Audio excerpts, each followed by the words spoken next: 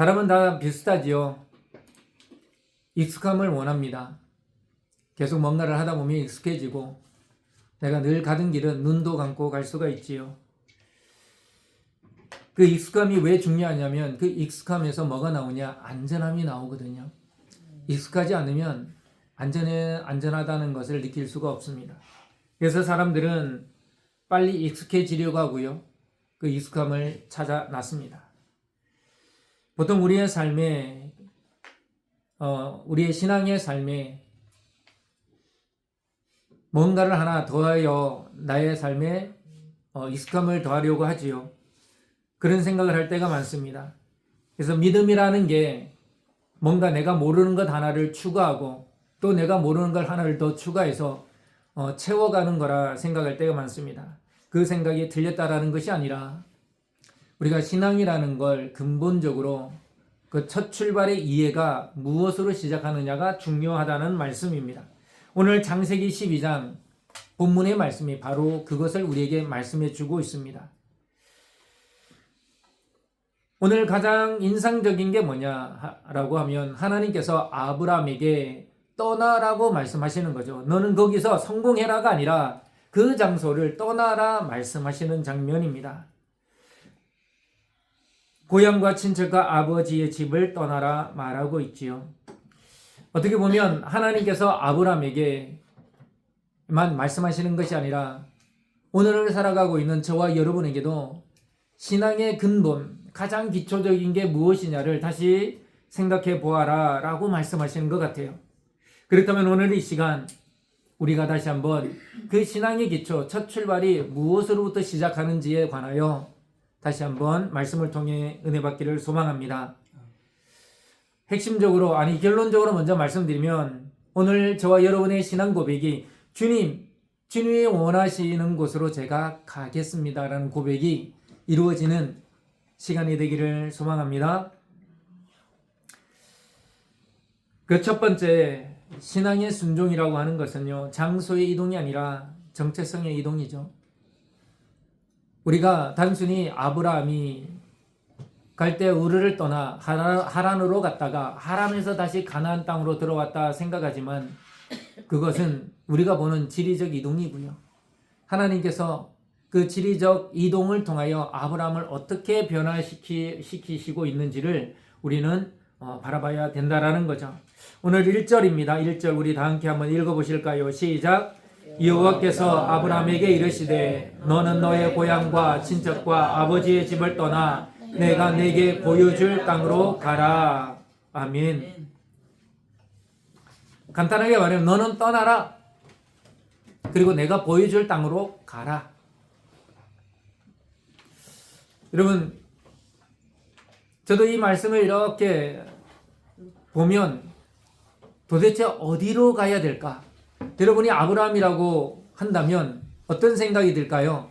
내가 어디로 가야 되지? 가라고 하신 땅은 어디지? 그런 생각이 먼저 들지 않겠습니까? 저도 항상 그런 시각으로 봤어요. 이 말씀을 접할 때마다 하나님이 가라고 한 땅, 지시할 땅이 어디냐? 도대체 어디지? 다시 말하면 내가 달려가야 될 인생의 목적지가 어디지? 이게 궁금해지는 거예요. 그런데 그게 중요한 게 아니더라고요. 여러분 말씀을 잘 보세요. 여호와께서 아브라함에게 이르시되 너는 너의 고향과 친척과 아버지의 집을 떠나 내가 내게 보여줄 땅으로 가라. 하나님이 명확하게 말씀하신 게 뭐예요? 떠나야 될 거예요. 갈 데가 아니야. 우리는 착각하고 있어요. 우리가 은혜 받으면 내가 하나님께 뭘 해야 되지? 어떤 헌신, 어떤 봉사를 해야 되지? 나의 신앙의 목적지가 뭐지? 여러분들은 그렇게 생각하지 않으시겠어요? 내가 권사가 돼야 되나? 내가 장로가 돼야 되나? 아니면 심지어 내가 목회자가 돼야 되나? 이것을 생각한다는 거죠. 근데 하나님 그걸 얘기하지 않으셨어요. 하나님의 생각과 우리의 생각이 너무나도 다르다는 것을 이 성경이 얘기해주고 있는 거예요. 하나님은 어디로 갈지를 말씀하신 게 아니라 네가 지금 떠나야 할 것, 네가 내 손에서 놓아버려야 할 것, 그것을 정확하게 말씀하고 있어요. 그게 뭐예요? 고향과 친척과 아버지의 집이에요. 너무나도 분명한 거예요. 우리가 신앙의 시작을 한다고 결단할 때, 내가 뭐가 되어야지, 어떤 신앙이 되어야지, 그게 아니라 내가 불신자로 살아오면서, 내가 불신앙적인 삶을 살아오면서 그동안 놔버리지 못했던 것, 내 삶의 익숙함으로 나에게 묻어 있었던 것, 그것을 떨어내라고 하는 거예요. 그것을 털어내라고 하는 거예요. 그것을 하나님이 그냥 애매모호하게 말씀하신 게 아니라 너무나도 정확하게 말씀하셨어요. 여러분, 고향은 아브라함에게 뭘까요? 너무나 익숙한 거예요. 여러분 동네에는 눈 감고도 가시잖아요. 고향이라는 건요, 너무나 익숙해요. 눈만 감아도 그냥 내가 그림을 그리듯 다 보여. 친척은 무엇일까요? 친척. 소속이죠, 소속. 지금도 그렇지만 저희가 좀 대가족입니다. 저희가 6천 형제가 모이면 축구 경기를 하는데 후보자가 생겨. 남자들만 이렇게 모이는데 이 서열이 딸리고 나이가 적으면 주전이 안 돼요. 후보자가 기다려야 돼. 형들이 비껴줄 때까지 축구 한번 하려면 기다려야 돼. 세어보니까 28명인가 29명인가 돼. 6천 형제들. 딸들 빼고. 아버지의 집. 아버지의 집은 뭘까요? 나를 보여주는 거잖아요. 아버지란 뭘까요? 내가 뭘 해도 나의 든든한 백이 되고 나의 보호자가 되는 게 아버지예요. 하나님이 아브라함에게 너는 어디로 갈지에 대하여 좌표를 지정해 주신 게 아니라 네가 떠나야 될 것을 너무나도 명확하게 얘기해 줬다라는 거예요. 여러분, 그렇다면 우리의 신앙이라는 게 나에게 뭔가를 계속 추구하는 것일까요? 제가 그런 생각이 들더라고요. 전 그림을 잘 못 그립니다. 예전에 이렇게 막 사생활화 그러죠. 밖에 나가서 뭐 그림을 그려놨는데 제가 한번 말씀드렸어요. 스케치는 막 예술이에요. 물감만 되면 이상해. 물감만 되면 이상해요. 이게 아닌가 싶어서 덧칠하고 덧칠하면 빵꾸가 나, 그게. 그 정도로 막 힘들었어요. 근데 이런 수채화 말고 유화는 보면 위에 덧칠을 하잖아요. 색깔이 마음에 안 들어. 그럼 다시 다른 색을 칠하고. 또 뭐 이런 색을 원하고 싶으면 또 다른 색을 칠하고. 그럼 어떻게 될까요? 두꺼워집니다. 그렇게 시간이 지나면 그게 어떻게 될까요? 떨어지겠죠. 붙어있지 못하겠죠. 많은 사람들이 신앙을 그냥 근본은 변화가 없는데 그 위에 뭔가를 자꾸 덧칠만 하는 것으로 생각하는 사람들이 있다라는 거예요. 신앙은 그게 아니에요. 내 모습 여기에 그냥 신앙에 이런 신앙 저런 신앙 뭐 좋다고 하는 걸 다 덕지 갖다 붙이는 게 신앙이 아니라는 거예요. 만약 그게 맞다면 하나님은 그 갈대아 우르에 있는 아브라함에게 그곳에서 또 어떤 다른 명령을 하셨을 거예요. 하나님이 저와 여러분을 부르실 때에 마찬가지입니다. 지금 우리가 있는 그 자리, 지금 우리가 삶의 자리라고 생각하고 살아가고 있는 그 자리가 하나님 보시기에 아니기 때문에 그곳을 떠나라고 하시는 거예요. 오해하지 마세요. 지금 살고 있는 곳이 안 좋기 때문에 이사를 가라, 이 말이 아닙니다. 신앙적 관점에서, 영적인 관점에서 세상과 보타며 세상의 다리를 담그고 내 발을 담그고 있던 그곳에서 나오라고 하는 것이죠. 어떤 자리는 너무나도 익숙해서 발을 빼기가 싫어요. 어떤 자리는 하나님보다 더 의지가 되는 곳이 있어요. 어떤 자리는 너무나도 편안해서 하나님 품보다 더 평안함을 느낄 때가 있죠. 우리의 삶은 그런 곳이 분명히 있다라는 거예요. 고향을 떠나라는 말은 우리의 익숙함을 내려놓으라는 말이고, 친척을 떠나라는 말은 사람들의 평가, 내가 좀 잘못해도 내가 좀 모자라도 나의 친척들은 나를 뭐라 하지 않아요. 그래도 너는 잘하고 있어. 격려해주고 위로해주죠. 마지막, 내가 아무것도 하지 않아도 나의 부모님은 나의 완벽한 방패가 되시고 안전망이 되시는 거죠. 내가 온전히 신뢰할 수 있는 존재라는 거예요. 그러나 하나님의 부르심을 받은 사람은 그 모든 것들을 하나님이 내려놓으라시면 내려놓는 자가 바로 신앙인이라는 거예요.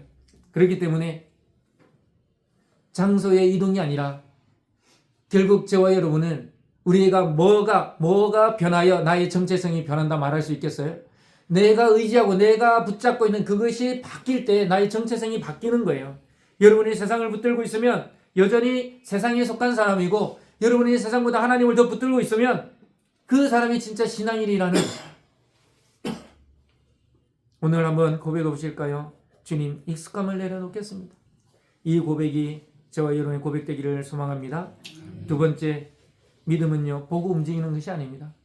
듣고 움직이는 것이에요. 제가 이것은 한번 말씀드린 적이 있어요.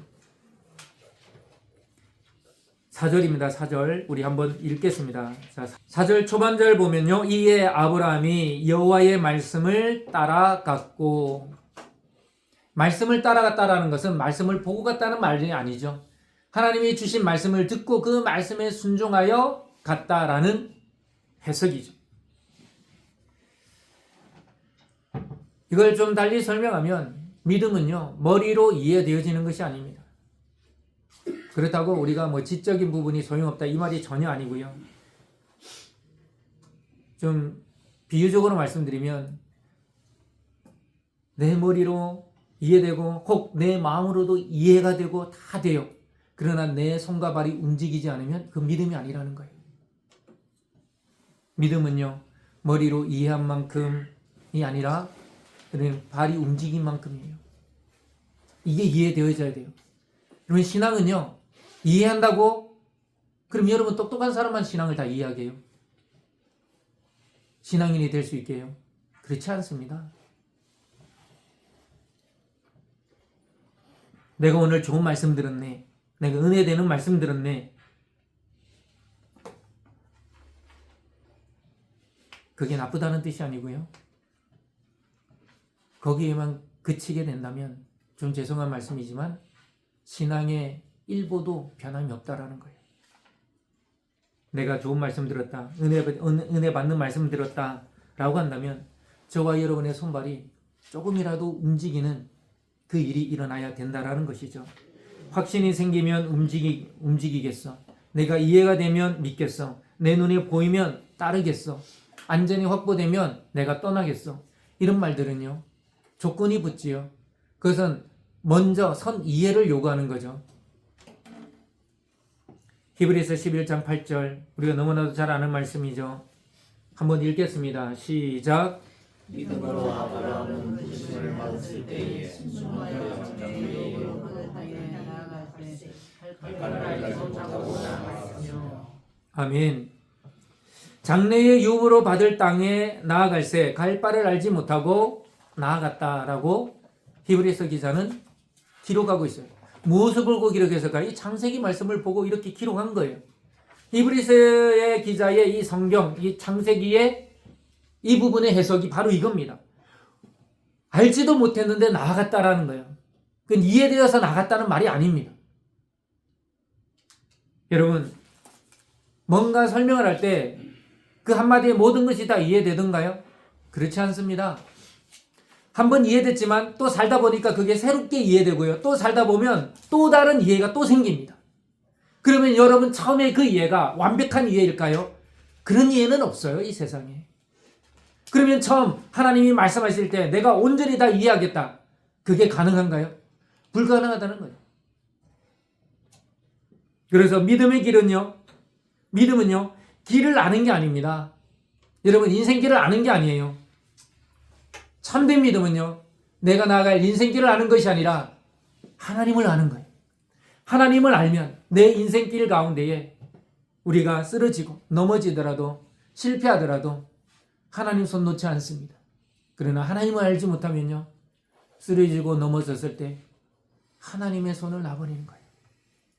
목적지가 확실해서 떠난 것이 아닙니다. 아브라함은 하나님이 가라 하시니까 그 말씀을 쫓아 믿음으로 나아간 거예요. 손발이 움직이다 보니까 머리가 이해된 거예요. 여러분, 손발로 이해된 거 여러분 절대 안 까먹죠. 여러분 지금 뭐 수학공제 외우고 있는 거 계십니까? 그러나 내가 손으로 발로 익혀서 내 몸에 익힌 거는요, 눈 감고도 합니다. 하나님은 왜 목적지를 알려주지 않으실까요? 그것은 저와 여러분의 앞으로 삶이 어떻게 변할지 아무도 모르기 때문입니다. 또한 하나님은 저와 여러분 인생길 앞에 계획해 놓으신 이 훈련과 시련의 이 모든 것들을 우리에게 보여줘서 우리가 그것을 행할 수 있는 게 아닙니다.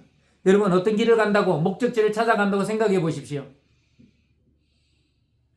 저도 뭐 모르는 길, 아는 길도 내비를 이렇게 찍고 갑니다만 내비가 알려주죠. 항상 가던 길에 뚱뚱한 길로 가면 왜 내비가 이 길로 인도하지? 왜지? 사고가 났나? 막혔나? 궁금할 때가 있어요. 가다 보면 조금만 가다 보면 요즘에는 참 기술 좋아요. 사고가 났대. 2분 전, 3분 전 사고, 뭐 무슨 추돌 사고가 났대. 알려줘요. 아, 이래서 일로 가라고 한 거구나. 하나님께서 저와 여러분 인생길을 왜 다 알려주지 않죠? 목적지를 정확하게 알려주지 않죠? 여러분, 하나님이 다 알려주시잖아요? 그럼 하나님을 바라보지 않습니다. 그 정보를 보는 거예요. 하나님이 이미 주신 그 정보에 더 의지하게 된다고요. 하나님은 그런 하나님이 되고 싶지 않으신 거예요.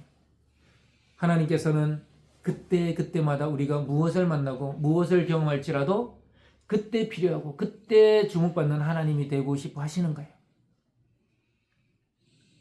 하나님은 우리에게 정보를 주시는 것이 아니라 저와 여러분 인생길에 정보를 주시는 것이 아니라 약속을 주셨어요. 무슨 약속일까요? 너 내일 무슨 일이 일어나? 이런 정보를 주시는 게 아니라 내일도 일주일 뒤도 한 달 뒤도 1년 뒤도 내가 너와 함께 있으마. 내가 너와 함께하마. 이 약속을 주신 줄 믿으시기 바랍니다. 아멘. 떠난다는 결정 쉽지 않죠. 떠남의 결정은 오히려 두려움을 만들어냅니다. 하지만 진짜 믿음은요, 그 두려움 가운데서도 하나님을 바라보는 것이 믿음인 줄 믿습니다. 그렇기 때문에 주님이 원하시는 곳으로 가겠습니다라는 이 신앙의 고백은요, 저와 여러분들이 반드시 해야 될 하나님이 너무나도 듣고 싶어 하시는 고백인 줄 믿습니다. 마지막 세 번째, 이 순종의 결단, 믿음의 결단은요, 나를 넘어 모두를 위한 복입니다. 복. 우리가 아브라함을 믿음의 조상이라고 하지요. 믿음의 조상은 뭘까요?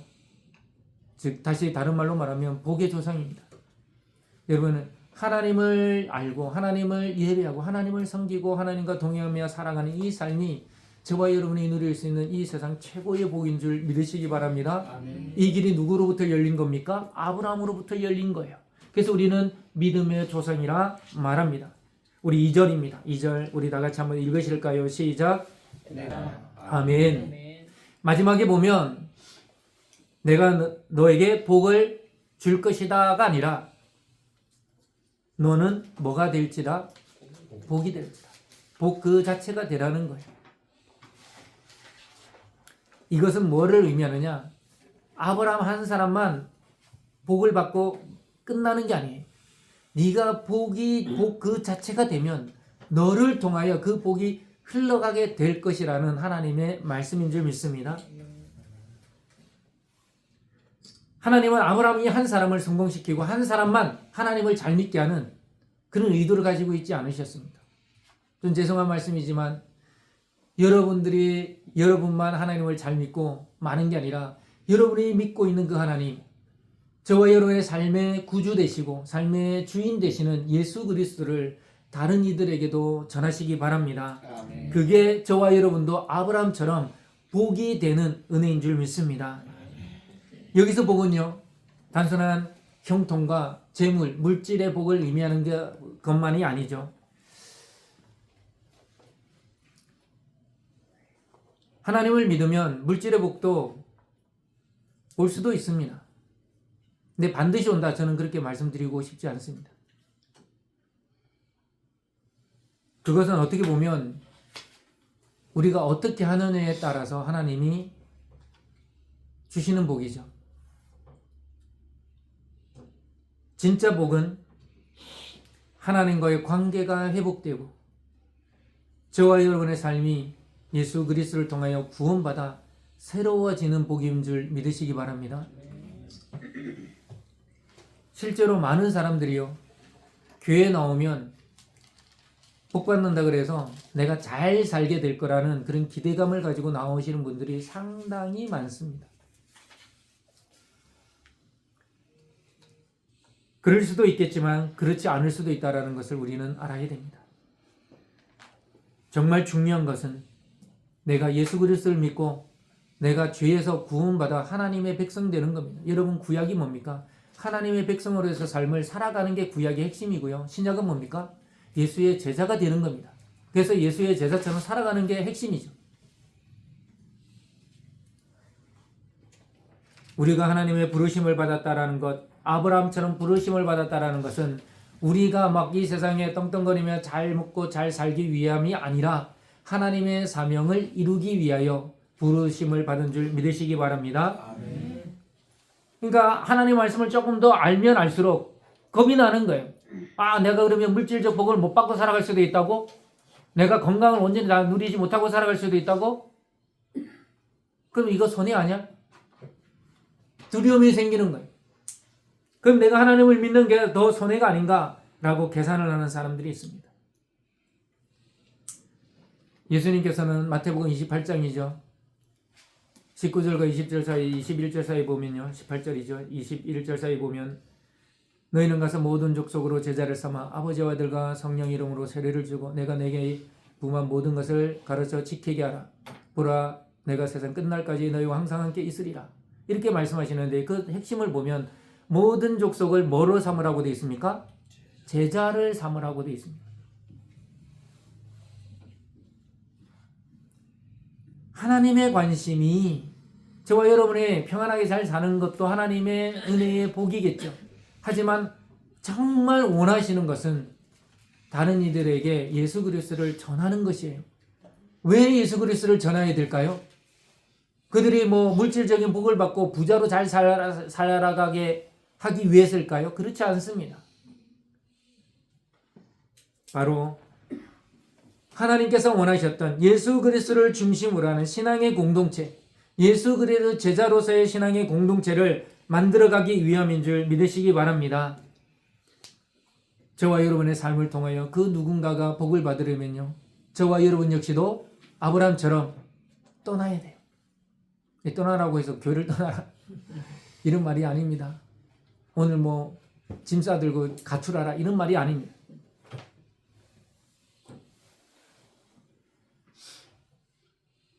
내가 이곳에 있으면 내가 잘 되겠다.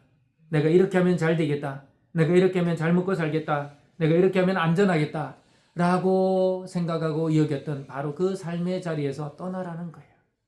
우리가 떠날 때, 저와 여러분이 떠날 때 누군가는 살고요. 우리가 떠날 때 누군가는 주께로 돌아옵니다.